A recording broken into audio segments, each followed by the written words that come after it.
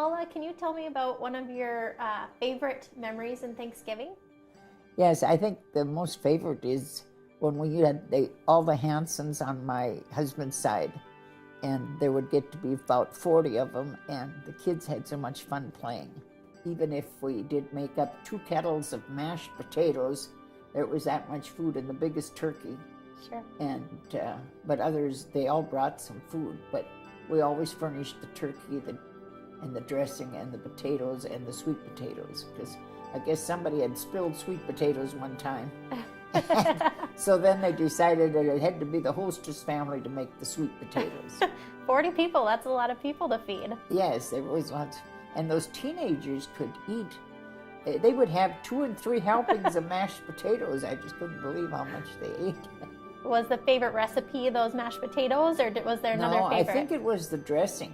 Okay. Because I like dressing after the meal, because we always ate a big dinner, and then in the evening we had sandwiches, and I always put extra dressing on my sandwich with the turkey. That was my favorite part. We were always trying to find new ways to make dressing. Okay. My mom ground up turkey meat and put in the dressing. And of course we always had celery and onions, and my sister put nuts in there and cranberries too, so it was always kind of deciding what we're all going to put into the dressing to make it special. Now I'm not cooking at all. I haven't done any cooking for 5 years. Sure. So what is one of your favorite family traditions? We always had to have the turkey, of course, tradition, and we always had the big thing that with the cousins, the kids always liked to be outside and jumping on the bales. They had these big round bales, and they did a lot of playing, and they still talk about it today, that they could have so much fun out on those bales. Yeah. And even one time one got stuck in there, so they had to come in and get the men to come in and help them out. But a lot of them were teenagers at that time. Okay. Because we were the youngest. I had the youngest children, and so the rest of the family had older kids. Okay. But they just had such a good time at that family gathering. So now today, they still want family gatherings. So we had a family gathering of 100 this summer. Wow.